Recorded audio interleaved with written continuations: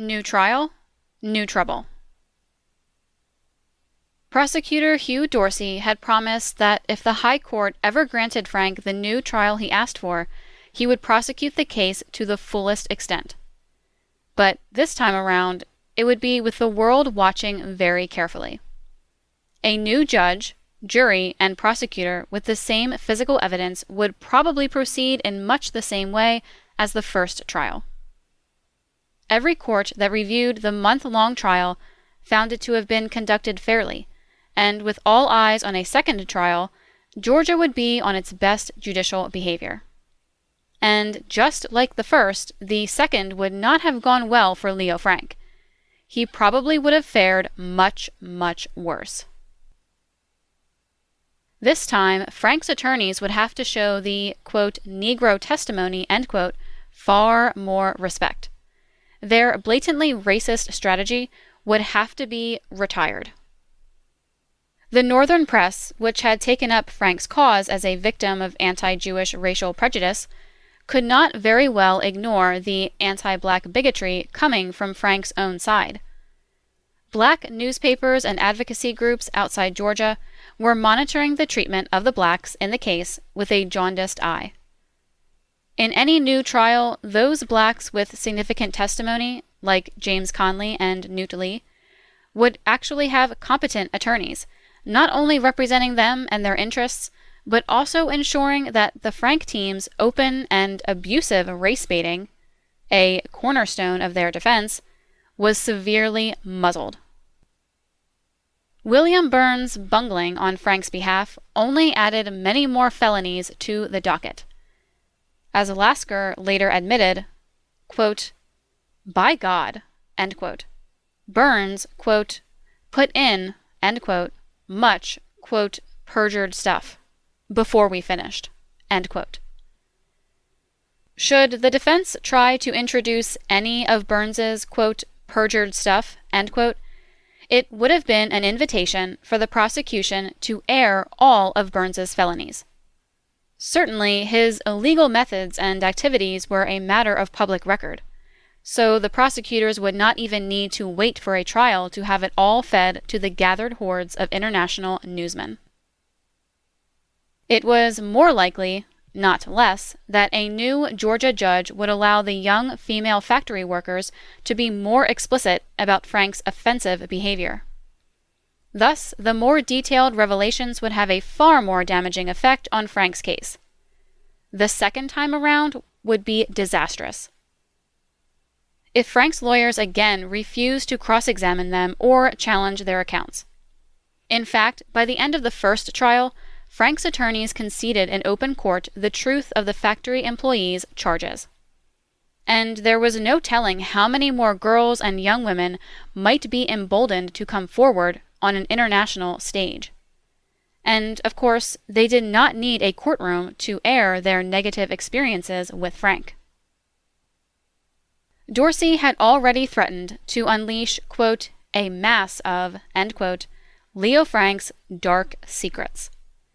And the two hired detective firms, the Burns Agency and the Pinkertons, were now estranged from Frank and could easily be called to testify about their intimate knowledge of the investigation. Again, this unfiltered and unstoppable flow of sludge would potentially reach a massive international audience, preconditioned by Ox and Lasker to hear of nothing but Frank's innocence, sacrifice, and suffering, and not his management of a factory filled with child laborers working 10-hour days under the constant threat and reality of sexual harassment. And at any new trial, and with the outside world watching, it would be almost impossible for Frank himself to avoid cross-examination by the prosecution, as he did at his first trial.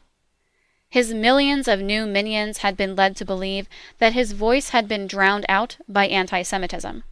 So it would have been impossible for him to avoid a direct and sworn interrogation. This time, the 3 Atlanta daily newspapers would be competing with hundreds of others from all over America and around the world. Soon, their articles and editorials would ask the same legitimate questions that emerged during and after the first trial.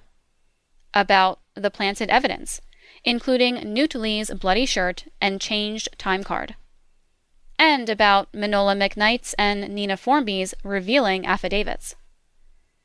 And now, thanks to the William J. Burns fiasco, the prosecutors would have the forged Carter and Roan letters, the open bribery, the poison plot against Conley, and Slayton's incredible conflict of interests.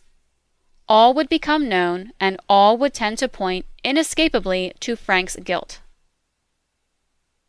Certainly, as the details of the Burns operation emerged, so would it be revealed who orchestrated and paid for it all. The reputations of Ox and his New York Times, the prestige of Lewis Marshall and the American Jewish Committee, the stature of B'nai B'rith and its brand new Anti-Defamation League, the eminence of notable supporters like behind-the-scenes financier Albert Lasker, Rabbi David Marks, philanthropist Julius Rosenwald, and banker Jacob Schiff, all of whom had bought into or helped generate the noble Frank narrative, would all be scrutinized in any new trial and its accompanying publicity. They had not just supported Leo Frank.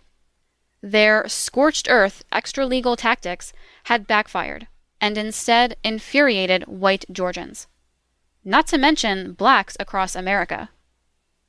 Nearly all institutions of the government, the judiciary, and the press had succumbed to the cash tsunami precipitated by Lasker's corrupt generosity. The crusading Tom Watson and his weekly Jeffersonian were absent from the first trial, but he would have worldwide exposure in a second. And this time, Watson would no doubt be considered the only legitimate voice of the people of Georgia, and neither Frank nor his attorneys were a match for him. Watson had successfully cast the attack on his state of Georgia as a Jewish attack. And by the summer of 1915, Watson and the Jewish publications of the North were in a ferocious battle that threatened to morph into a real Jewish-Gentile confrontation of the European variety. Watson showed no signs of caving in to the intense Jewish pressure, and with his every salvo, his popularity among Georgians soared. He would be champing at the bit for such an opportunity. For the relatively tiny Jewish population in Georgia, a state that had always welcomed them, it was uncharted territory. It was a battle the Jewish people could not possibly win and would be foolish to engage in. The unpleasant truth is that there was no scenario the Jewish world could conceive of in which Frank or his carefully crafted image of Jewish persecution could prevail. The convict himself resorted to this unseemly attempt to engineer his own victimhood, with its rank insensitivity to the way in which Mary Fagan perished. Quote, "Orderly trial by a jury is one thing, the rank disorder of a lynch-crazy mob is another. But I am confident that the truth cannot be strangled to death." End quote. When it comes right down to it, whoever murdered Leo Frank had many supporters, allies, and cheerleaders from a surprising cross-section of America. The Jewish community's refusal to press for the apprehension or even the investigation of the lynchers raises strong suspicions about their real identity. The day after Frank's murder, the New York Times reported, quote, "Mrs. Leo Frank received the news that her husband had been lynched in a manner that led those present to believe that she had been expecting it." End quote. And perhaps she had. Could it be that the Knights of Mary Fagan was invented out of whole cloth and then planted by the New York Times 2 months before Frank's demise, in order that a Gentile group be set up and made responsible for a future crime? The same nefarious forces that planted, quote, anti-Semitism, end quote, in the trial and planted Newt Lee's, quote, bloody shirt, end quote, among all the other, quote, perjured stuff, end quote, admitted to by Lasker, were Frank's likely executioners.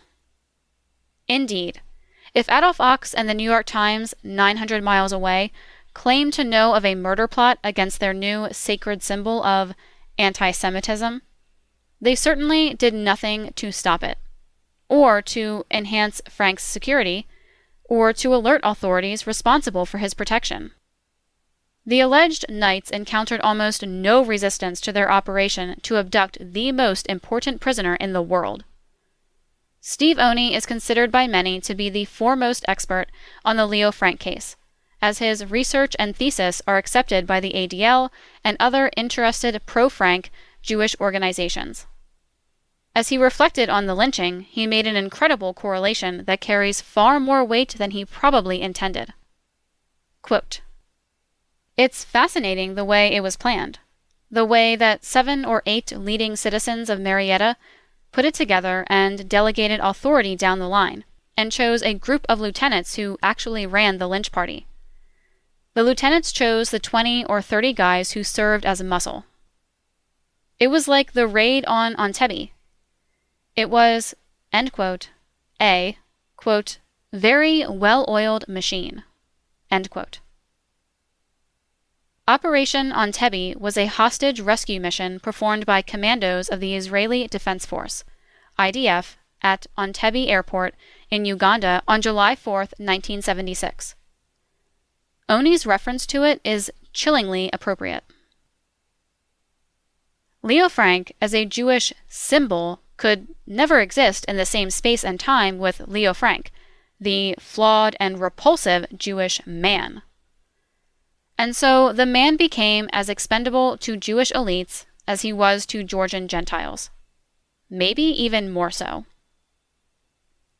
That bleak outlook called into play a little-known option that is afforded to Jews in such a predicament. In Hebrew, it is called din moser, quote, law of the informer, end quote, and din rodev, quote, law of the pursuer, end quote. And they are concepts found in the Babylonian Talmud. Tractate Sanhedrin, folio 73a. These are literally contract killings ordered by Jewish authorities against a Jew that is thought to have betrayed or will betray Jewish interests. The Leo Frank case had now involved the highest Jewish authorities in America, and put their reputations and their constituencies in league with a truly rogue character who had outlived his symbolic value. The launch of Leo Frank was spectacular, but a crash and burn was imminent, and the consequences would be disastrous for the Jewish people. And even though Leo Frank, as president of B'nai B'rith, cannot be said to have deliberately betrayed the Jewish people, his malfeasance had maneuvered them into a compromised position. The din rodef, law of the traitor, thus became an attractive option. According to the rabbinical authorities, Frank might have been considered a rodef, one who has placed Jews in harm's way, and when that occurs, an individual or community is permitted to stop a rodef by any means necessary. In more recent times, scholars have now acknowledged that the 1995 assassination of Israeli Prime Minister Yitzhak Rabin was just such a din rodef contract murder, ordered by a special court of Israeli rabbis. By conceding to the Palestinians land that many Jews believed was conferred to them by God himself, in Genesis 15:17, Rabin was said to have betrayed the Jewish people. The assassin, rabbinical student Yigal Amir, justified his act on that very basis, telling police that he was acting on the basis of a rabbinical din rodef ruling. Quote, "Once something is a ruling, there is no longer a moral issue," end quote, said Amir. Leo Frank presented the Jews with a, quote, moral issue, end quote, a dilemma not of their choosing. Given the extent to which they went to extract Frank from the justice of the secular courts of Georgia, it may all have been for the purpose of exacting their own, quote, higher, end quote, Jewish justice on the errant rodef. The facts and circumstances of Leo Frank's lynching lead almost inescapably in that Talmudic direction. Steve Oney's incredibly shrewd observation, that the 1915 raid on Milledgeville was very much like the Israeli raid on Entebbe 61 years later may be a precise description. A Jewish exodus from Georgia? An important embellishment of the Leo Frank saga is that Jews fled Georgia in large numbers after his August 17, 1915 lynching. A hasty Jewish exodus would certainly seem logical after an anti-Jewish pogrom of the massive proportions so widely claimed. Journalist Howard Simon's take on the aftermath of Frank's demise was typical of the dire accounts. Frank's, quote, brutal death spooked the Jews of Georgia and far beyond. Many families fled Atlanta, some never to return. Others sent their children away. All were afraid that they, too, would be felled by the same recurring hate virus. End quote. Daniel J. Borston, a relative of one of Frank's lawyers, said, quote, there followed in Atlanta one of the worst pogroms ever known in an American city. An unpleasant reminder of the Russia from which, end quote, they, quote, had fled, end quote. The website history.com attaches a number to the alleged phenomenon, stating as a matter of fact, quote, thousands of Jewish residents in Atlanta were forced to flee the city because police refused to stop the lynch mob, end quote. A cataclysmic event, given that the Jewish population of Atlanta at this time was estimated to be about 7,000. Eli N. Evans, writer of The Provincials, spoke of the grisly lynching of Leo Frank, which, he said, quote, put a pall on Jewish life, inducing half the Jewish population to leave Atlanta, end quote. Fear, he asserted, spread throughout the South. Had such a mass flight occurred, it would have been the second mass Jewish exodus from Georgia, the first being in 1740. The English colonial rulers had banned slavery from the colony, a ban that triggered an exodus of both Christians and Jews until only 3 Jewish families were left in Georgia. The Jews left the colony, according to Rabbi Dr. Jacob Rader Marcus, because, quote, Negro slavery was prohibited, the liquor traffic was forbidden, end quote. Jewish winemaker Abraham DeLion said he left for, quote, the want of Negroes, whereas his white servants cost him more than he was able to afford, end quote. It was not until 1749 that Georgia permitted slavery, and that is when Jews returned en masse to stay. By 1771, half of Georgia's 30,000 population were black slaves. And while that slave-based Jewish exodus from colonial Georgia has been well documented, the Leo Frank-based exodus may be as unprovable as the conjured cries of, quote, hang the Jew, end quote. As can be gleaned from the many reports, notices, ads, and articles in the daily press, Frank's April 1913 arrest and August 1913 conviction for the murder of the Gentile Mary Fagan caused no distraction in the social, religious, or business life of the Jewish community, and no disruption of their relationships with their Gentile neighbors and customers. A few months after Frank's trial and conviction, Jewish merchant M. Rich heralded his company's 1913 Christmas sales, which would necessarily involve Christian Gentile customers, saying the volume, quote, was more than satisfactory, end quote. Essig Brothers reported that, quote, business was great, end quote. And Jacob's Pharmacy said extra employees were needed to handle the holiday rush. One might expect the many Jewish businesses in Georgia to face collapse and ruin in the aftermath of the Frank trial. The front page of the January 4, 1914 issue of the Atlanta Journal reports that the Marcus Loeb Company built a brand new 42,000 square foot building for its manufacturing operations and its, quote, 300 operators, end quote. That same issue reported that the Hirsch brothers had joined forces to combine their grocery and tobacco businesses. Louis Hirsch claimed that 1913 generated the, quote, largest sales of any year, end quote, in his 14-year career. He expected 1914 to be, quote, unusually successful, end quote, in Atlanta. Next to that story was a photograph of the entire sales force of the Rosenfeld Company, with all their names listed underneath. They had just enjoyed, quote, one of the jolliest affairs ever held at Atlanta's Standard Club, end quote, the foremost Jewish social club in the South. The dinner, quote, was in celebration of the close of a successful year, end quote, 1913, quote, for the company, end quote, which supplied home furnishing goods throughout the South. The newspapers reported on the burial of J.W. Hirschfeld, which was attended by his brethren of the Free Sons of Israel, and Frank's own clergyman, Rabbi David Marks, just 6 months after the guilty verdict. The Journal announced that a large audience had heard a lecture on, quote, Judaism within and without, end quote, delivered by, quote, the unusually gifted, end quote, Dr. H. Eude.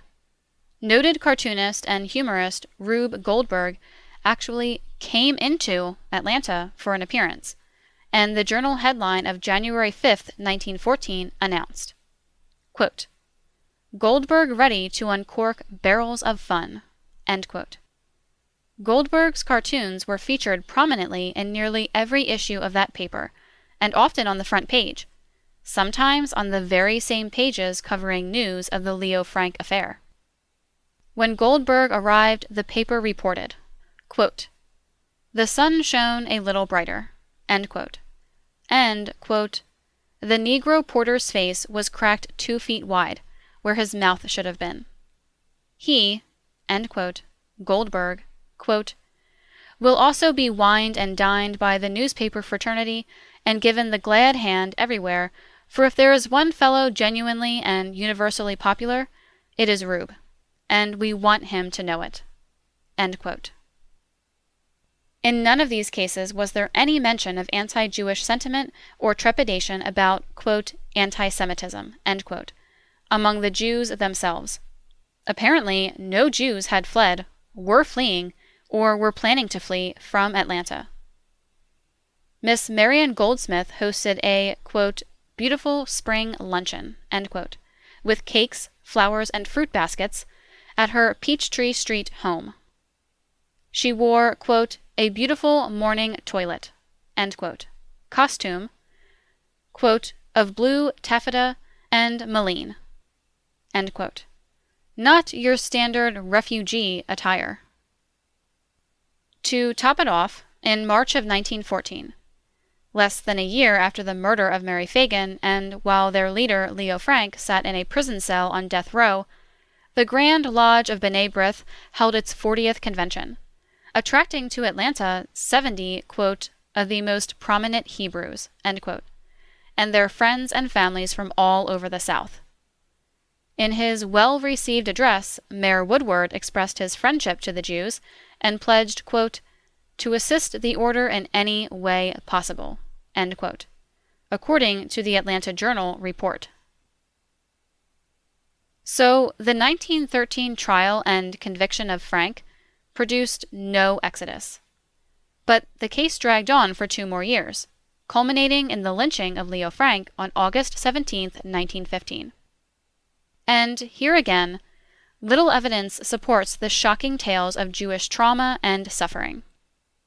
Quite the contrary, the pro-Frank Atlanta Journal reported in its August 29th edition that the Marietta police actually added 15 officers to its ranks after the lynching because officials had received letters from supporters of Leo Frank, quote, threatening various sorts of vengeance because Frank was lynched, end quote. 8, quote, suspicious, end quote, men thought to be associated with those threats were rounded up and, quote, invited to leave, end quote, the city limits by police. The report did not disclose the men's religious affiliation.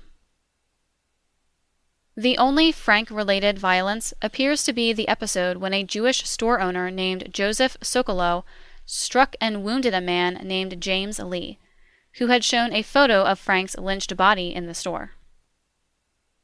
If any Jewish family or enterprise should have faced the wrath of a bloodthirsty anti-Semitic mob, it was the Montagues, who owned the National Pencil Company, where the murder of Mary Fagan occurred. They were seen as having countenanced an unsafe environment, where teenage Gentile girls were in constant sexual peril from their employer, whom the Montagues had installed and seemed to be protecting at all costs. But this item nevertheless appeared in the Atlanta Journal just 33 days after Frank's lynching. Quote, "The firm," end quote, Montague Brothers, quote, "reports that its mail orders are still coming in large quantities, and that indications are that the people of the country are needing goods and needing them at once." End quote. All the Atlanta dailies were filled with advertisements from Jewish-owned businesses, without fail or interruption. None of them chose to use their paid space in the newspapers to make any statement at all about the, quote, "injustice," end quote, they faced as Jews, or to simply withdraw their ads or close their accounts in protest. Atlanta Journal's post-lynching view of Jewish life. In the weeks and months following the August 17th lynching of Leo Frank, the social and business pages of the Atlanta Journal newspaper show a Jewish community at ease and involved in Georgia social life and community affairs. August 1915.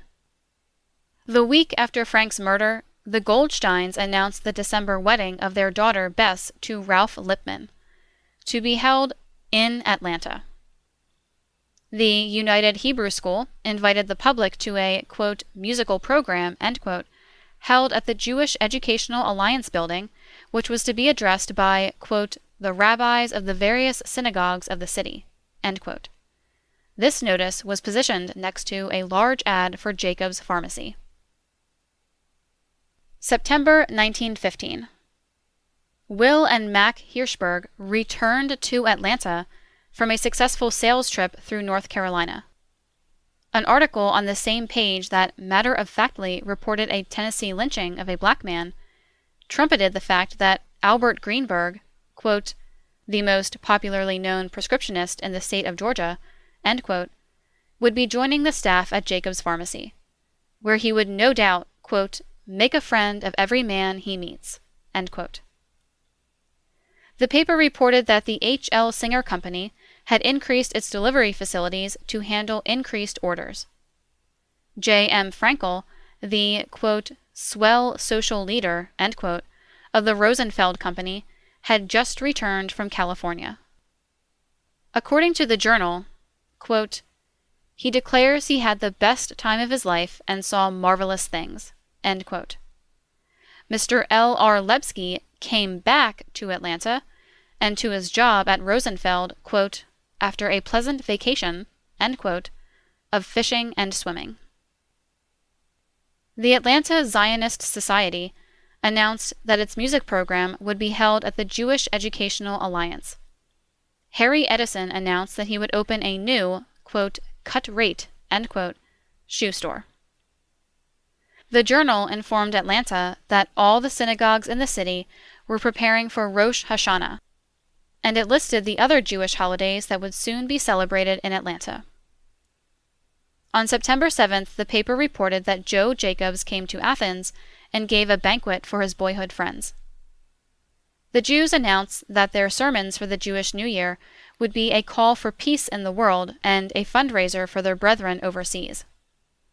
Jews in prison were excused from labor on the Jewish holiday and pastored to by Leo Frank's own rabbi, David Marks.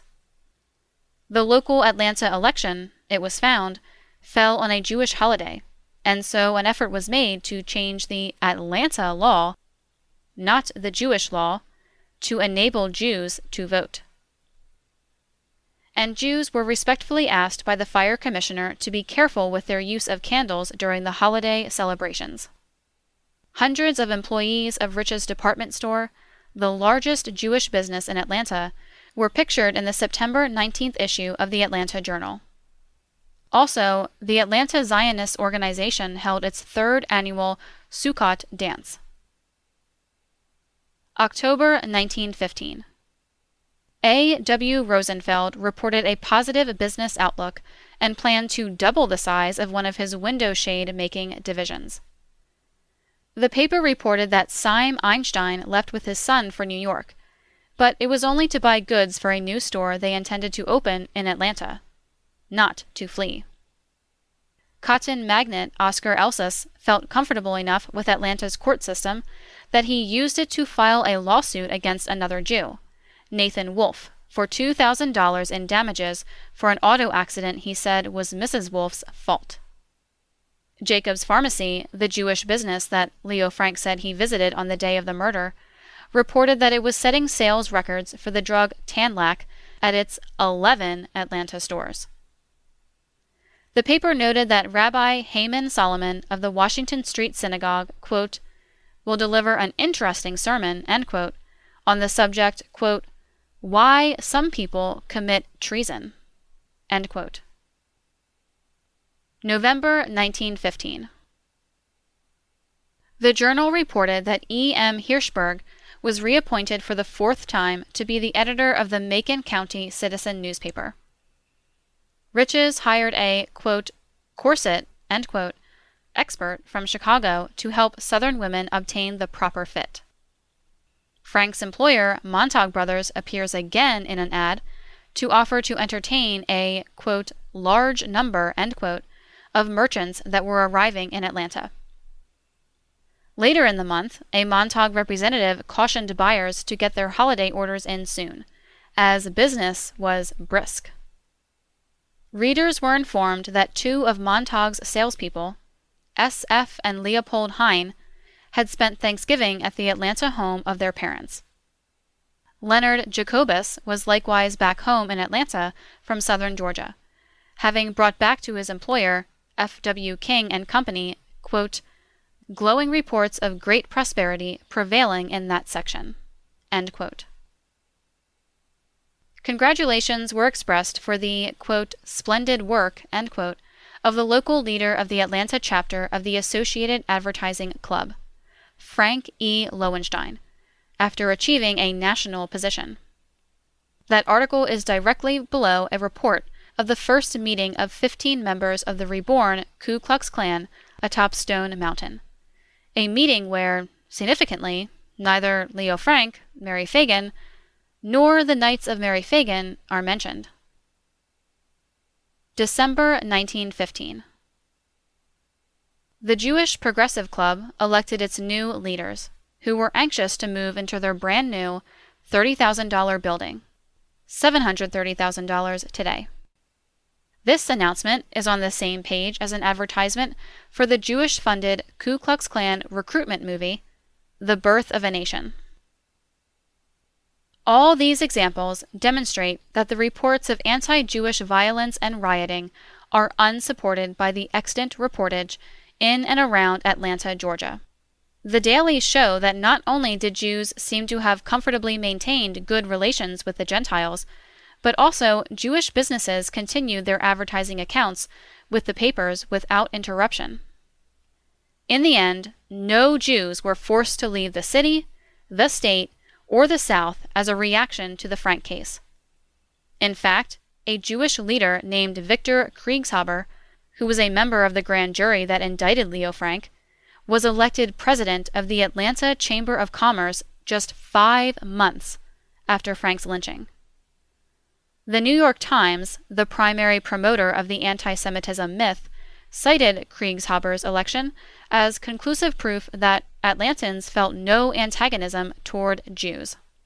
Under the headline, quote, PR, end quote, the Times wrote, all, quote, can now point to a fact showing conclusively that the bitter rage of which Frank was the unfortunate victim was not the result of his race, but of the peculiar conditions which existed in Atlanta prior to the murder of Mary Fagan and other conditions which arose during the trial of Frank." End quote. Dr. Albert Lindemann concluded that, far from Jewish panic and mass exodus, quote, "Jews continued to move into the city in numbers no less impressive than before the Frank affair." End quote. Once again, Harry Golden appears to be the source for the unsubstantiated claims of a mass exodus and anti-Jewish boycotts, but Stephen Hertzberg corrects him, asserting that, quote, "There was no dramatic exodus or panic." End quote.